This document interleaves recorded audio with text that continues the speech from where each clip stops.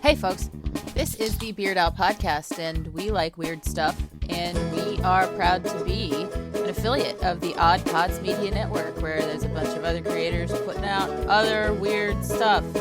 So, without further ado, let's get on with the show.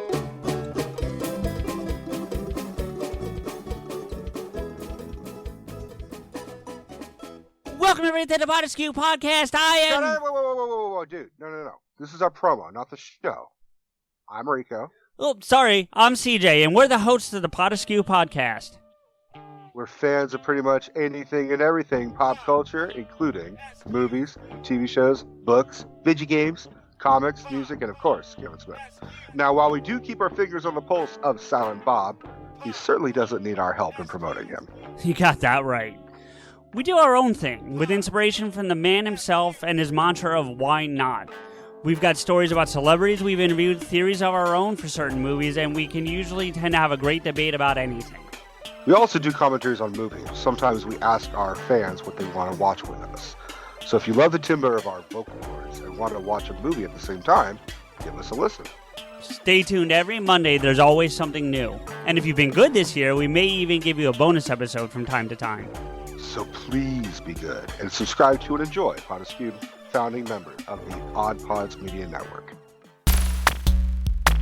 Well, hey, how are you doing? Have a seat. Have a drink. Boy, I can rather see you.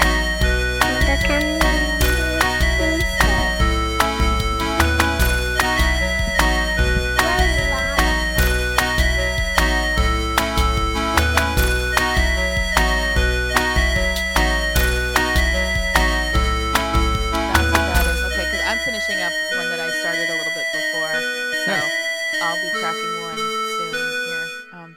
But all right, I'm gonna kick this off.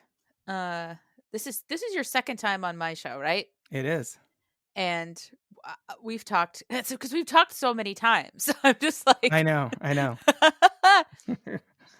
Okay, so I would like to welcome everybody to a very special episode of the Beard Owl Podcast, the podcast where we talk about two of the greatest things in the world, beer and Weird Al. And I am joined by a very special guest, as I tend to be on these very special episodes. And this is a repeat offender on the Beard Owl Podcast guest roster.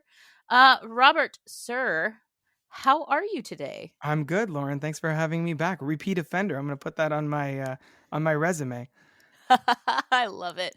So, people are going to be able to read the show notes and see what we're talking about. So I'm not going to spill the beans on that too far ahead on people. But even though you've been here before, I do want to give you the opportunity here at the beginning of the show to, tell the Beard Owl audience what it is you do and what they should listen to from you.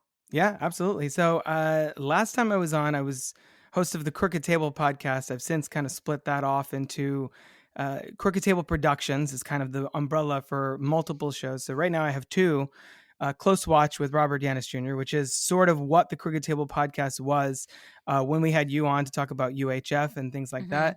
And then Franchise Detours, where we talk about a different movie franchise, either one installment in an ongoing series, or again, we had you on there to talk about the Ace Ventura franchise. So we talked basically the first two, and then I cautioned everyone away from Ace Ventura Jr., Pet Detective, or whatever the hell that movie's called. It's dumb. It was so bad. But the episodes are good. So listen to the episodes. Definitely check that out. And actually, since the movie we're referencing in this video, I've also covered on one of my shows with B. Garner from In Their Own League. She has her own podcast kind of network over there. So definitely check out that show. But you can find all the Crooked Table podcast stuff on Spotify and Apple and all the usual places, as well as crookedtable.com. Excellent. Yeah. So I love to see that like I said, we've talked a bunch of times now, and you're growing and all this good stuff is happening for so many people. Wonderful times. So since you are the movie guy, you did mention that we are referencing a movie here today. So for those that may not have read the title of this episode. We are talking about the Funny or Die video that came out in April of 2013, American Psycho with Huey Lewis and Weird Al. Oh, it's something. It is. It is something. And I mean, I knew we had to talk about this one because last time we talked about Weird, the Al Yankovic story, a Funny or Die video from 2010. I keep trying to find these perfect cross sections between Weird Al and movies, and the internet provides. And so I feel like we should kind of open this discussion by echoing what Huey Lewis himself says in this video. Do you like American Psycho, Lauren? That's wonderful. Like, see, I can tell that you do this too. You're better at this than I am. God. You know what? Yes, I do. I do like American Psycho for many of the reasons that Huey Lewis himself cites in this brief Funny or Die video. I think it's a really interesting take. Like, it's beautiful for what it is, and I think, Christian Bale's character is such an anti-hero, Mm-hmm. in a way that, like, first of all, he's so handsome, and I have a hard time hating really, really handsome people. And so I was like rooting for him the entire time, but I was like, no, I shouldn't be. I really, really shouldn't be. Like, he's the worst. So yeah, but I like American Psycho quite a bit. And this particular scene that is being spoofed in this Funny or Die video is arguably my favorite scene in the entire movie anyway. Right. One of my former supervisors at work was named Paul, and Oh, boy. yeah, every time I'd like catch him like in the morning, like walking to get coffee or whatever in the office, I'd go, "Hey, Paul," just like that. And I'd chuckle to myself. I don't think he ever got it. No, I don't think so. Yeah, that's one of the funny things with this movie and this video in particular is that Yui's analysis here of American Psycho is pretty spot on. Like, that's exactly what all of film Twitter would say about this movie anyway. So it's in the same way that American Psycho ironically kind of breaks down Huey Lewis and their appeal, and in that film it's Hip to Be Square that Patrick Bateman is sort of praising and trying to convince Paul to. That's the other thing that I love about that scene. There's the multiple levels, but also even in the American Psycho original scene, it's he's trying to convince this guy he's about to murder about why he should check out Huey Lewis in the news. I So know he's never going to give him the opportunity. He's like, gonna listen be to it, too bad. You're never gonna get the chance to. Oh my, yeah, you're totally right. And I should pause here and say that for those of you listening that may not have watched this Funny or Die video, I fully intend to put a link to it in the show notes. So feel free to pause, watch that, and come back to put this conversation in a little bit more context for yourself. It's like 2 minutes long. I think you can I think spare so. 2 minutes. And YouTube also has the original as well. So before we did this recording, I watched the original clip and then this one like a couple times, and in full keeping with Weird Al's own parody style. It's something's running here. Hold on, sorry.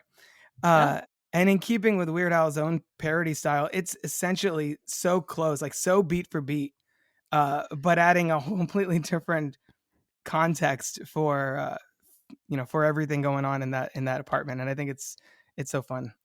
Yeah, it really is, like, so beat for beat. Because obviously he did the Eat It video to beat it, where there's videos out there that put them side by side, and you can really see that. I wonder if anybody's done this side by side with this scene in the movie, so you can see how close it actually is. But yeah, you get that like sort of Spaceballs-esque moment where Huey is pointing to the TV in the exact same raincoat, in the exact same pose that Christian Bale is on the TV. I love that. But, yeah, it's so funny. It is so funny. It's the Beard Owl podcast, and I actually finished my pre-show beverage here, so I need to crack a beer open. Because the beer I have has no actual purpose or connection with what we're talking about. Nice. Other than the fact that I saw this at the beer store the other day, and it's a style of beer that I know I like, so I probably would have purchased it regardless. But it's from Mast Landing Brewing Company in they're in Maine, and it is called Pantless Thunder Goose. And there's a picture of an ostrich on the label because that's apparently a pantless thunder Okay. goose. The Thunder Goose is just another name for an ostrich, I suppose. Apparently, it's a goose on the loose. This bold, inviting character crops up from time to time to wow us with punchy tropical flavors and a juicy full body. So, Nice. yeah, I was just like, pantless thunder goose. That's fabulous.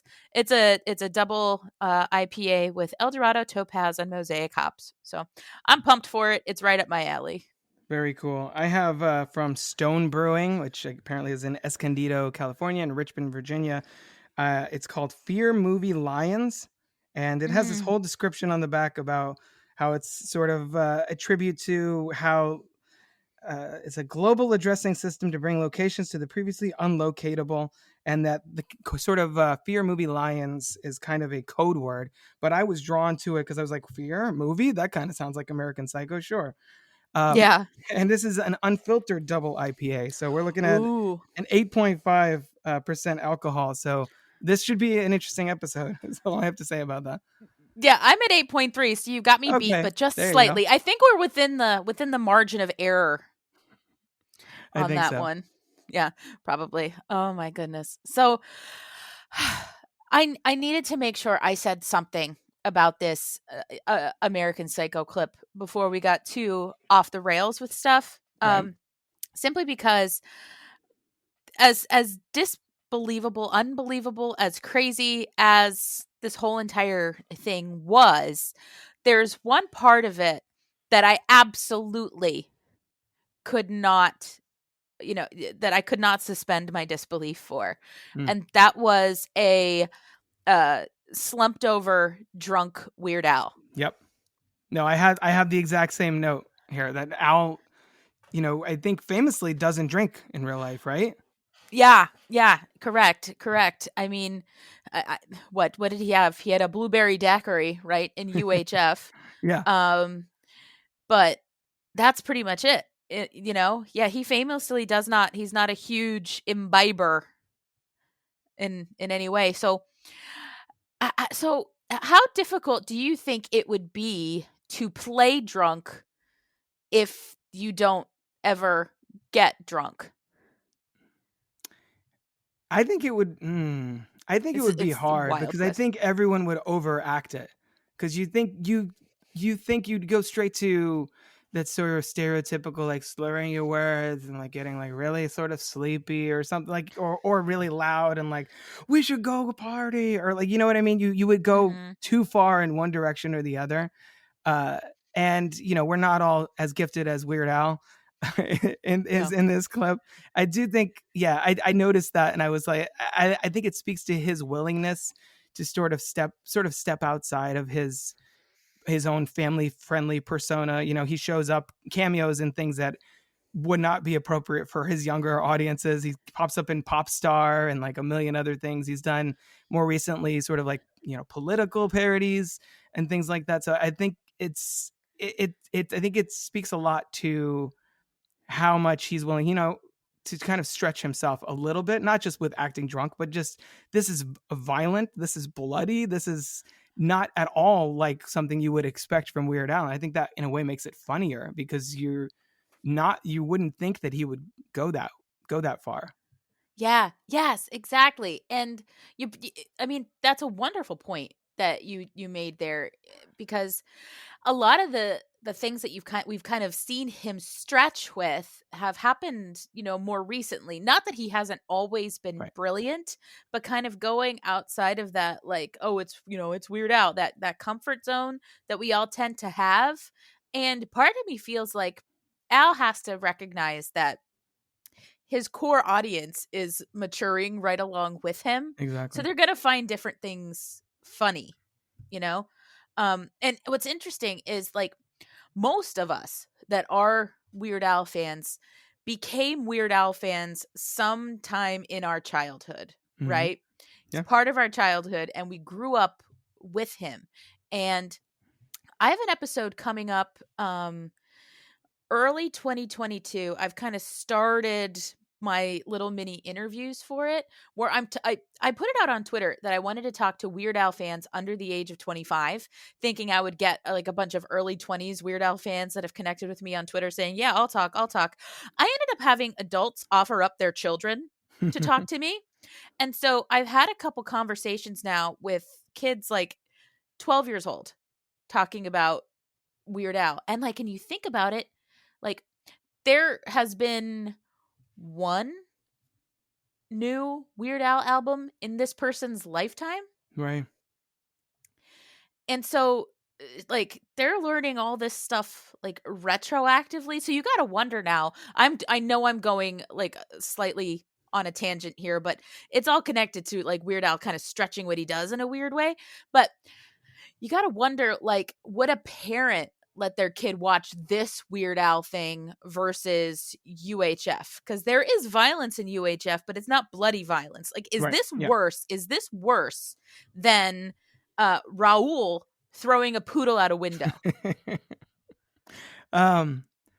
Yeah, that's a good point. I think part of it is if you're familiar with American Psycho, and if you've either seen it or know of its reputation for sort of extreme violence, and then you watch this riffing on it playing in that sandbox, I think that makes the violence in this video seem even more impactful than it would otherwise be, because you're kind of putting this scene and plugging it into the middle of American Psycho, just with different actors.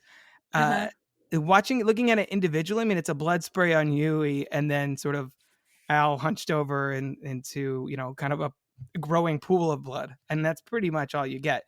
So I don't know. I think it's extreme for Al, but not necessarily so extreme compared to other things I've seen on the internet. Let's put it that way. But bringing Al and Huey into this movie set in the 80s that references Huey, knowing the connection between Weird Al, and I'm just calling him Huey at this point. The connection between Weird Al and Huey's careers, obviously with I Want a New Drug, I Want a New Duck, coming out around the same time as American Psycho is set. I love that it's perfectly tangible that all three of these things would coexist in the same viral video. Yeah, absolutely. And then that begs the question: was Patrick Bateman aware of I Want a New Duck? If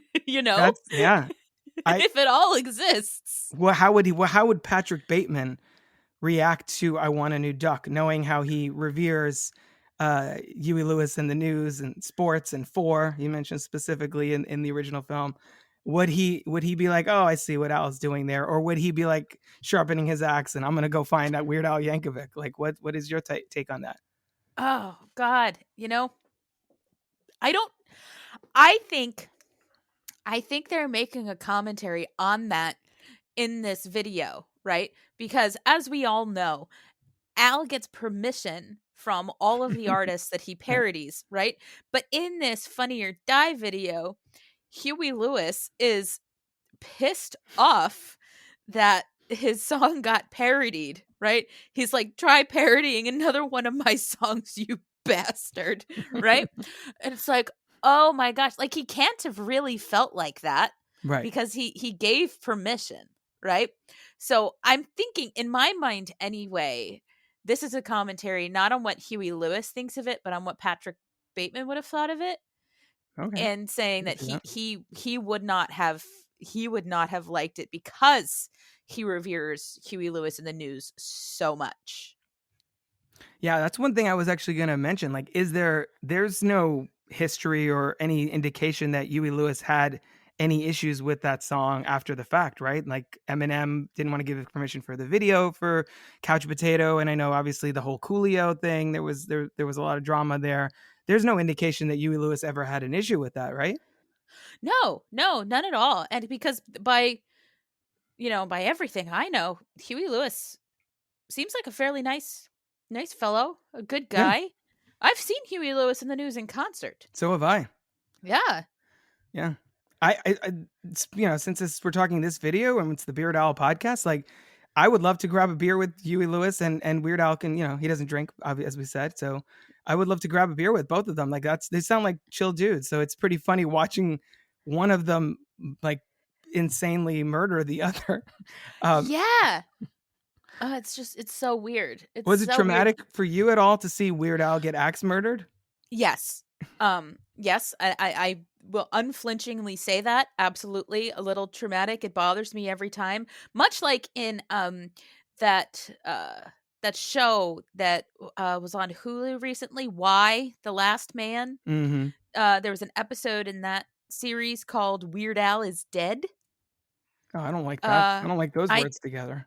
I didn't like that either. And Weird Al actually, okay, the only reason I even started watching this series was because the week that episode debuted on Hulu, I believe it was, Al actually tweeted, well, I don't like that. Or like, oh no, that doesn't sound good, And I was like, oh man, I guess I have to watch this now. And the basic premise of that show is that every living being with a Y chromosome suddenly dropped dead. Oh boy. Like all at once. And it's based off of a graphic novel. And except for me, because he had his tray table up and his seat back in the no, that's not what happened. That was a Albuquerque reference. Yeah, I got it. Except for me, because Albuquerque is such a long song that I feel like a reference finds its way into it could find its way into pretty much any of these episodes. Does that sound about right? Does Albuquerque just pop up constantly? Like, yeah, like more frequently than it should. I mean, every time I get on a plane, Albuquerque comes into my head because of that whole tray table up and my seat back in the full upright position bit in it. It's like, oh no, I got my tray table up. And yeah. So anyway, there's one man who is still alive for some unknown reason, right? And so it's this post-apocalyptic kind of thing. And the women that were left on Earth kind of created this museum for all the, quote, great men that have passed. And they kind of perform their music and stuff like that. And so they didn't perform a Weird Al song, which I think they should have. It would have been some like much needed levity in this show. But like they're walking through this underground museum and the guy has this conscious thought. He's like, oh my God, Weird Al is dead. And I did not like that. And I did not continue watching the series because I'm uncomfortable with that thought. It's true. Weird Al does seem like one of those celebrities that has always been and will always be, like I'm 38 and I feel like I've known who Weird Al is since forever. I feel that also that way about Whoopi Goldberg and people like this who have been famous since before I was born and are still famous or are living icons. People that drew my attention in childhood and continue to do so. So I that makes sense that Weird Al is kind of that perennial figure for a lot of us. Yeah. Yeah. And so, to get back to our topic at hand here, seeing him be brutally murdered by Huey Lewis made me feel some type of way. And I... Well, it's worse if you're a fan of Huey Lewis, too. You're like, Huey, no, not you and not Weird Al. Like, all of this is upsetting. It's very upsetting. It's very upsetting. I mean, it was done, though, in kind of the most Weird Al way possible because Weird Al cracks a very Weird Al joke with the newspapers on the floor. Yeah. What is this? Huey Lewis in the news? Just like he accepts it as something that is quasi-normal because the guy's band is called The News, right? I guess. And it's a better joke than the one in American Psycho where he's just like, why do you have the paper on the floor? You have a dog or something, like a little chihuahua or something. I'm like, yeah, this is an improvement on that original text in that one spot for sure. Oh, absolutely. Absolutely. Because like I said, it's such a Weird Al thing to say. The news? Like, what is this? Huh? And I mean, I laughed at that. And the whole, like, I know the scene from the movie. So I know the entire time I'm watching this and Huey Lewis is giving his whole, like, interpretation of American Psycho and stuff like that. And the entire time, like, I'm listening to what Huey Lewis is saying and I'm processing it because, like, yes, he's making some very salient points about this film. Like, yes, this is funny. Like, wow, this is a really, really good reshoot of this scene. But I know Weird Al is going to die and I don't like that. Yeah. Yeah. It's very conflicting emotions for sure. Yeah, for sure. And I think I need to touch on one of the points that Huey Lewis makes about American Psycho, and the fact that it's like really a take on that whole masculine vanity. Mm-hmm. Yeah. Can we talk a little bit about Weird Al and how he's situated in this whole notion of masculine vanity? Because he came up in the 80s, right? Which is that this time period, that decade of masculine vanity, but he like rebelled against it completely. Yeah. Yeah, absolutely. Yeah, it's true. And made fun of it, you know, and I like to say that Weird Al kind of takes a funhouse mirror on things that are happening everywhere. And I don't know why, but in my head, I have a couple like 80s touchstones of like masculine vanity as it's kind of put forth in this movie. And one of them is Peter Gabriel and that whole So album. It just feels so like 80s business guys loved that album to me. Right. Because of this, you know, big time. I'm on my way, I'm making it. I'm gonna, you know, I live in a big, big house with a big, big door, and my heaven will be a big heaven, you know? And then it's Sledgehammer, you know, Shock the Monkey, all that stuff. Yeah. Like the video Yeah, for Shock the definitely. Monkey it's business, and he's mad about it. And then to hear Weird Al do Sledgehammer in the polka, I believe it's the polka that's on Polka Party. Mm-hmm. I wanna be your Oh Sledgehammer. yeah. Yeah. You know? And it's this thing that feels like Peter Gabriel takes himself very seriously. Always has. But to hear Weird Al do it that way and be like, yeah, no, you're really not. I don't know. I just get a kick out of it. Yeah. No, it's yeah, I think it's these three men, I guess, properties, American Psycho, Weird Al, and Huey Lewis and the News, have very different takes on the 80s. And I think that's kind of what, in a way, if you combine Huey Lewis's take and Weird Al's take, maybe it kind of makes sense why those two men would collaborate on a parody of American Psycho, because the whole point of American Psycho is sort of the, you know, the persona versus what's really going on underneath, that sort of dichotomy of the masks that you wear and all that stuff. I think it's interesting how in American Psycho he's talking about Huey Lewis and the News and how it should be taking more seriously, and it's kind of, you know, maybe people are kind of shrugging it off as like, oh, that's just like fluffy pop music, whatever. And some people could easily say the same thing about Weird Al, like, oh, that's just silly comedy music, whatever. Meanwhile, for all of us, we're like, no, this is the gospel. We're studying what Al is telling us, because he's riffing on society and technology and all these things happening. And I think that it makes sense why, how, I don't know, you put those three things in a blender and it somehow fits, and it makes this really interesting souffle of pop cultural forces. Yeah, it's a delicious pop culture souffle with a bit of a bitter aftertaste because Weird Al gets murdered again, which I don't like. But then they play "I Want a New Duck," and we're like, oh, okay, he's still out there. Okay, it's fine. Yeah, that's true. They do play "I Want a New Duck." Where was I going with all you? Because that was so good. And I keep thinking about the fact that, like, Huey Lewis, that big album, you know, it's sports and 4. Yes. It's like, okay, sports. That's such a guy thing. It is. It makes me.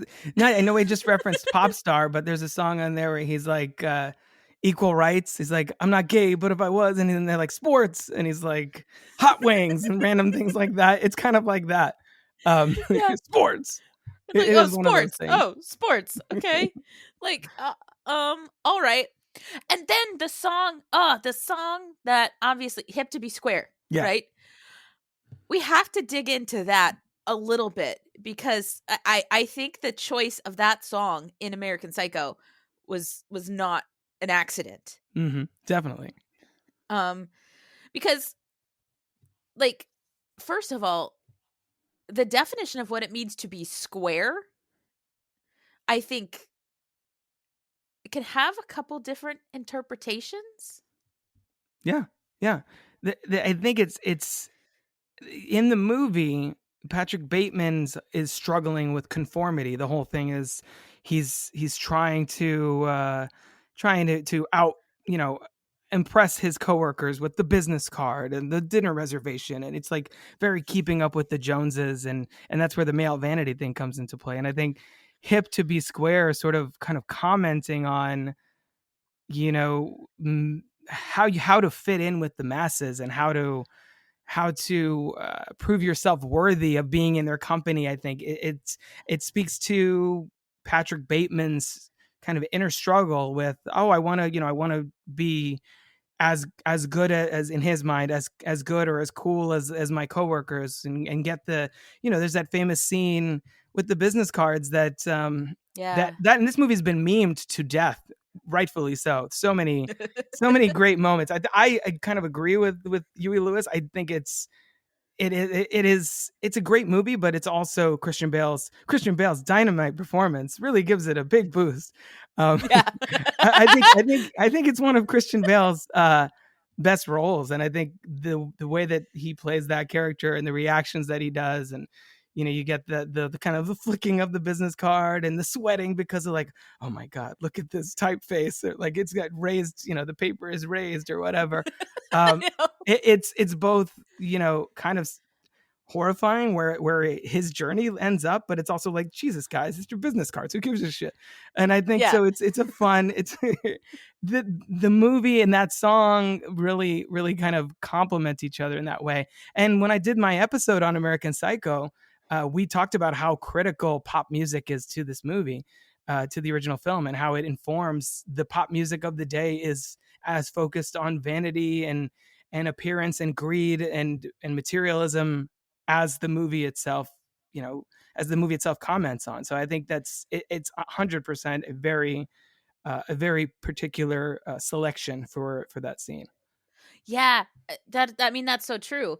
And like, I have a twofold response to that. So, number one, in some of the episodes that I've done on this show before, talking about a lot of Weird Al's 80s oeuvre, like the music he put out in the 80s. Yeah. So much of it touches on that same consumerism, but with a much more like critical eye on it.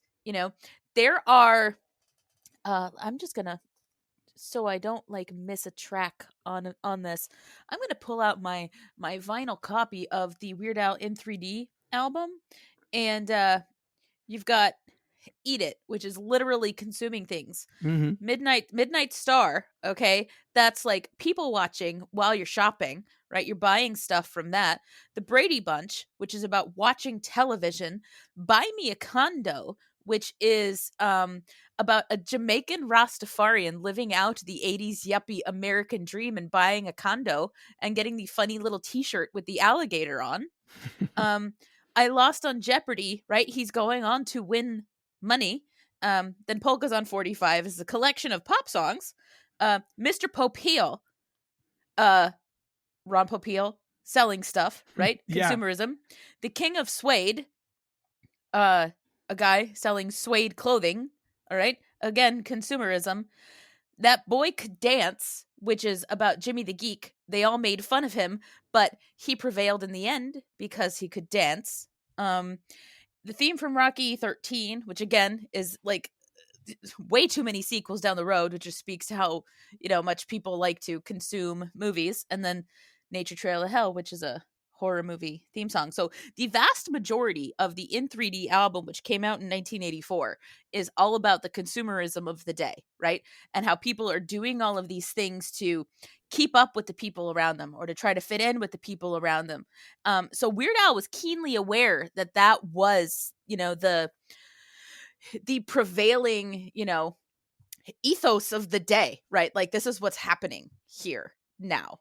But he's making fun of it because he was never that guy that bought into, I have to be a certain way to be accepted. Right. He rallied against it completely. Weird Al is like the anti Patrick Bateman. That's true. Because first of all, he would never kill anyone. Second of all, he doesn't care what people think about him. And I wonder if he's ever had a business card. I kind of doubt it. Because I don't think he'd need one. Well, he got famous so young. So at that point, I don't think when he was business card age, I think he already had his recording deal. So he's like, I'm good. I got my record deal. I'm like, no business people. I'm Weird Al Yankovic. Everybody knows, My Bologna and stuff. So it's no skin off my back kind of thing. Right. Exactly. It's like, so I was just going to make a glib comment basically with Weird Al. He'd be like, look at me. Who else could I possibly be? I'm Weird Al, Right. Whereas all of these guys in American Psycho, they all look the same. So they Absolutely. need business cards in order to stand out from each other because they don't stand out by their own accord. So they have to kind of procure things to both fit in and stand out at the same time. Yeah. Yeah, absolutely. Well, that's the capper on the original scene with Christian Bale and Jared Leto. When after he swings the axe the first time, he's like, let's see you get a res at, what is it, Dorsia, whatever the name of the restaurant is. Mm-hmm. Now, you stupid bastard, and then continue swinging. So it's exactly this. That is it. They one up each other by being like, I got a reservation at the most expensive restaurant in town, that kind of thing. And that's sort of their ooh. They're like the high school games that they're playing at his firm, basically.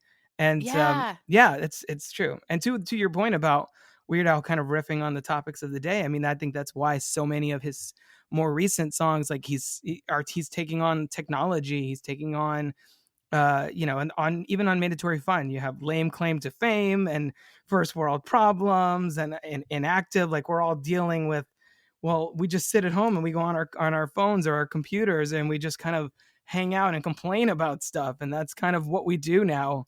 We misspell our communications and everything, use like word crimes basically touches on. Like, everybody's just shorthanding everything and everybody's sort of leaning into the convenience of it. And I think it's reflected in his last few albums for sure. Oh, yeah, absolutely. Absolutely. He's, like I said, he's a funhouse mirror on what's happening in the world at that moment. Which I think he's such an important thing to have. Like, American Psycho, I guess you could say, was funhouse mirror is not the right word.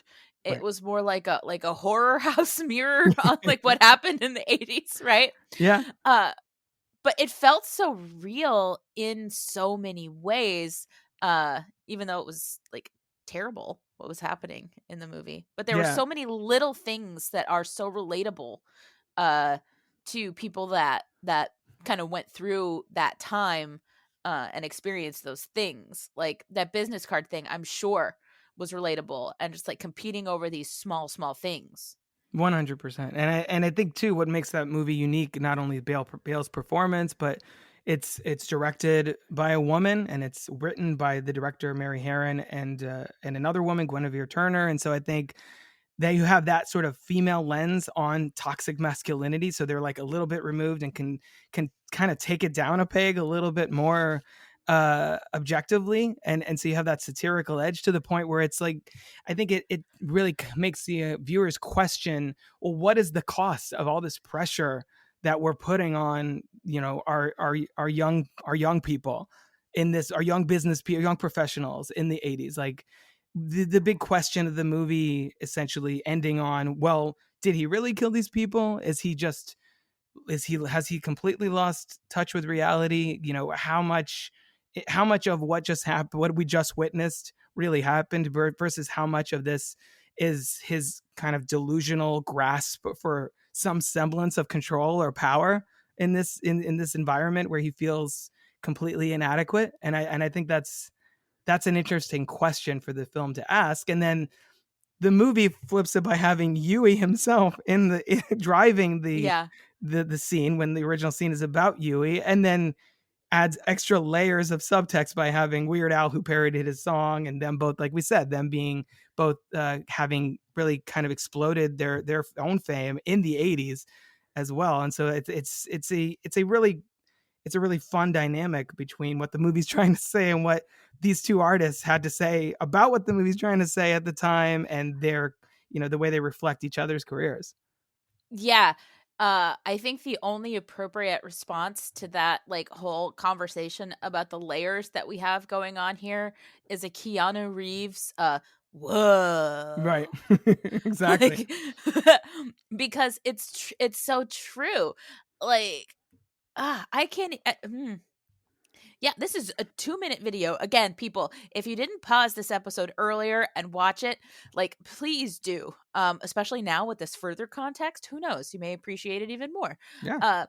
But it's like it says so much in such a short period of time. And Huey Lewis is saying like way more than Weird Al. And again, Weird Al being the drunk character. I think that's a layer in and of itself too, because Weird Al is always so aware of, what's going on in the world around him, culturally, as we've alluded to earlier. But the fact that in this moment he is unaware, I think speaks some kind of a volume, because like, what happens if somebody like Weird Al, who's kind of he's the weird voice of reason to a lot of things that are happening in the world. He makes you say like, hey, you know what? This isn't so serious. Maybe it's kind of stupid that you think so much about that. If he's not aware, then where are we? If we don't have that like strange self-awareness, what's going to happen? Right. Who are we latching onto here? The psychotic Huey Lewis? That's a little alarming, I think, as a premise in and of itself. And Huey, like you were saying, he really drives this. He's got, he's been in movies over the years every once in a while, but he's not by trade an actor. So I think he has a lot of fun little moments in this that wins when Weird Al says that he thinks American Psycho is okay, or the no Al when he's asking about the Huey Lewis in the news joke.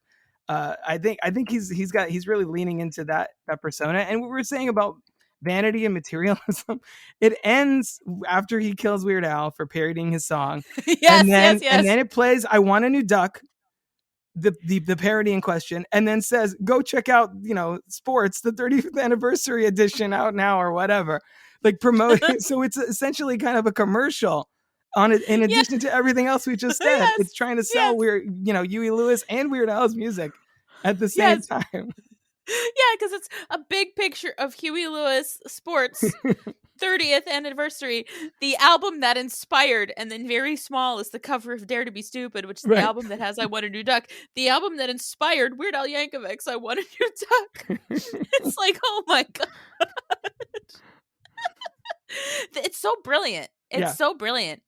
Like these Funny or Die things, I can't even, especially when Weird Al is involved, but man, there's some smart humor there. And I feel like any humor entity that Weird Al will like latch onto, I am always more willing to dive deeper into and watch or listen or consume other things that they put out, because it kind of has that Weird Al stamp of approval. Right. Yeah.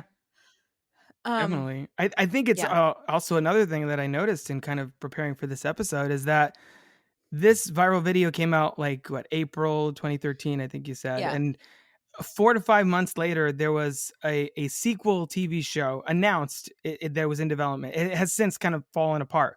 But I wonder how much this video actually boosted the reputation of American Psycho. Because remember, at this point, that movie was 13 years old when this video came out. And I think now it's even more recognized as one of Bale's best performances and most underrated movies. And it has even more of a cult following. So I wonder, just like you were saying, I wonder how many Huey Lewis and or Weird Al fans saw this video and they were like, American Psycho, what's that? I should check that out. And then it's kind of, how much did this video really perpetuate its kind of current standing in the film community? Yeah, that's a very good point. Because you have to wonder, how much did this video, contribute to this movie's growing popularity upon its release on digital video disc. Also known as, yeah, exactly, DVD. Also known as digital video disc. I mean, that's and it's note for note so very much the same. It's so funny. It's so it is. Watching them back to back, I was like, let's see, how much did they really change it? And other than, changing the content to be about, obviously, American Psycho versus Huey Lewis, Hip D B Square, and then the joke that we mentioned, other than that, like, it is like shot for shot, the face that Huey kind of is talking to Al and looks in the mirror and then gets all serious because he's getting ready to whip his axe out. All of that was just so spot on. Just to see these two men already, who I'm a huge fan of, in this wild premise, I think it's a really smart idea, and I think it also is a testament to how big Funny or Die was in those early days, in the early 2010s, of really kind of churning out this content that now there's a billion YouTube channels trying to do things like this. Yeah, for sure. It Funny or Die was pioneering in its genre, much like Weird Al was pioneering in his.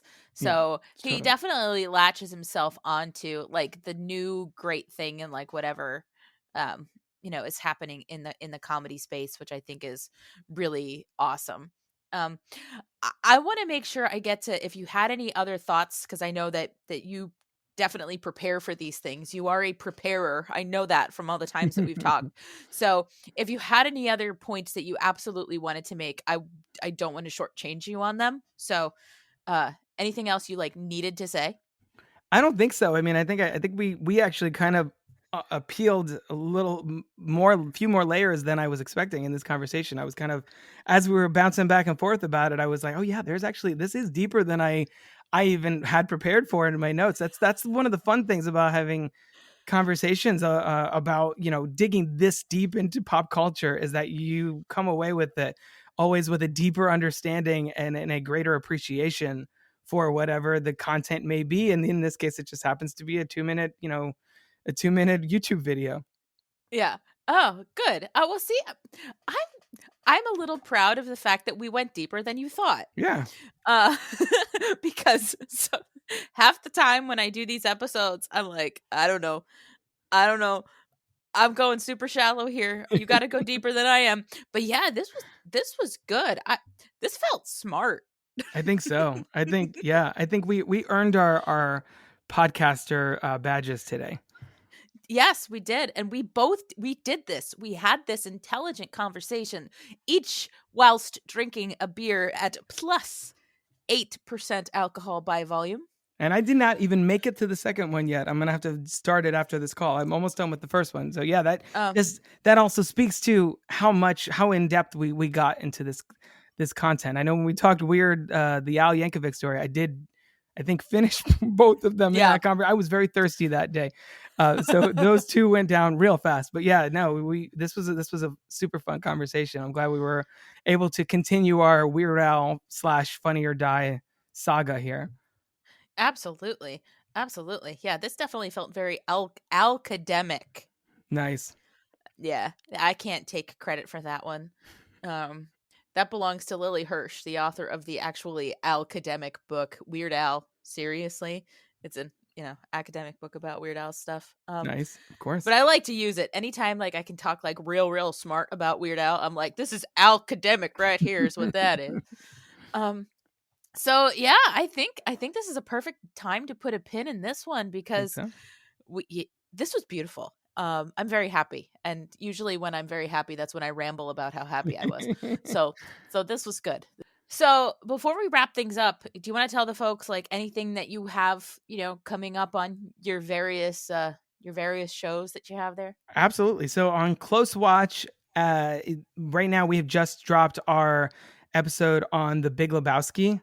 Which, speaking of things that I hadn't fully appreciated at the time and then went to record a podcast on it, I was like, I think I get it. It clicked. I understand exactly why this movie is such a huge thing, and now I'm on board. Definitely people should check out that episode. We also recently did episodes on, this is for Close Watch, of course, on Time Bandits and Do the Right Thing and the original Wicker Man. And then on Franchise Detours, we just finished our Evil Dead mega series. We did the Child's Play franchise leading into the Chucky TV show that's just wrapped up. And then we did the Evil Dead franchise. And then we have coming up in 2022, Mad Max, Spider-Man, the Sam Raimi Spider-Man. And then we're spending a lot of the summer with the Muppets next year. So yes! One thing too, while I have you on air held hostage, is that we had said at one point, I had mentioned about possibly having you back on Franchise Detours to talk the I guess Pee Wee Herman trilogy. Is that something you're still on board for? 100%. Awesome. So then when people hear this, we may or may not in the next couple months have Lauren on Franchise Detours to talk about Pee Wee's Big Adventure, Big Top Pee Wee, and Pee Wee's Big Holiday. Which I use the word trilogy loosely because we will get into it. Those movies don't really have anything to do with each other. No, not at all. Exactly. Not at all. But I feel like this has even more of a Weird Al connection than it would have had otherwise anyway, because just this past Halloween time, there was a live performance of The Nightmare Before Christmas, and in that performance was Weird Al Yankovic and Paul Reubens. Which character? What was Weird Al voicing? Because obviously I know Paul Reubens did. I forget if it's Lock or Stock or Barrel. One of them. Weird Al did the one that Paul Reubens did in the movie. Oh wow! And so then Paul Reubens came and did something else. Oh my god! And all my Weird Al people are gonna like. I'm gonna have to look that up because I love. Come and hunt me down for not knowing. The Nightmare Before Christmas. I have sitting somewhere to my left. Again, I just moved into a new house a couple of weeks ago, so my stuff is kind of everywhere. I have a Jack Skellington snow globe somewhere in here in this room that I'm recording in. So big fan of that movie. So I need to check that out. Yeah, you absolutely must. And so yes, I would love to talk Pee Wee because the Pee Wee movies and Pee Wee's Playhouse were my thing as a child. My mom would plop me in front of the TV with a giant tub of the Sun-Maid raisins. Nice. And I would just sit and eat raisins and watch Pee Wee like all day. I'm down. That is very 80s / early 90s because the California raisins, I'm assuming you remember that how they were like the Geico gecko of their day. Yes. Everywhere, constantly. I heard it through the grapevine. So much. Yeah, absolutely. No, same thing with Pee Wee's Playhouse. I watched the entire series earlier this year with my 4-year-old daughter, and she was all about it. So when we discuss those movies, obviously we will have to have a Playhouse corner before we really even get into the movies themselves. But yeah, absolutely. We will schedule that at some point in the near future after this call. Yes, and be prepared, and I'm putting this out there in the universe now, be prepared to talk way longer about the Rube Goldberg device at the beginning of Pee Wee's Big Adventure than you ever wanted to, because I love Rube Goldberg devices. Well, I felt like it was only right to have you on because when we talked about UHF on my show, you mentioned, I think John Paragon, RIP, came up from UHF, and he obviously was a big part of the Pee Wee's Playhouse playing Zombie. And so I went and bought Big Top Pee-wee on DVD after we had that conversation. I have not opened it because I was waiting to do an episode on it. So I will be watching that for the first time in 15 years more, maybe. I haven't seen Big Top Yes. Pee-wee in forever. Pee-wee's Big Adventure I've seen a bazillion times, and obviously Pee-wee's Big Holiday is just like a few years old, so I've seen that once or twice. But yeah, so that should be fun. I'm so down. I'm like, I have to stop talking about it so I don't ruin that episode, because I'm really, really excited now. Okay. Cool. I think it's time to end this. So it's out there in the universe now. People, be on the lookout for that, because it will happen, because I made a promise. There you go. And, Exactly. Yeah. And so, all right, I'm terrible at closing episodes. So I'm just gonna say thank you, Robert, so much for being here today. Yeah, thanks for having me back. I've already thanks to YouTube's suggested that column, they suggested the Weird Al Whiplash thing, and so I feel like that should be the next thing, since we have a Weird Al movie parody string going on here. I kind of feel like that might be my next if you'll have me, my next appearance on this show. We'll be talking about Weird Al and Whiplash. Yeah, 100%. We can totally do that. Yes. And again, you heard it here, folks. So thank you for being here. And I'm putting a pin in this episode, and we will come at you again next time, people. And, it's the Christmas season. So we've got something really special planned for next week that I think you're going to enjoy. I know you really are going to enjoy it. And, spoiler alert, I started that episode having already had a 13.5% beer, so it's fun. All right, I'll leave you with that. See you next time, people. Bye. Yay.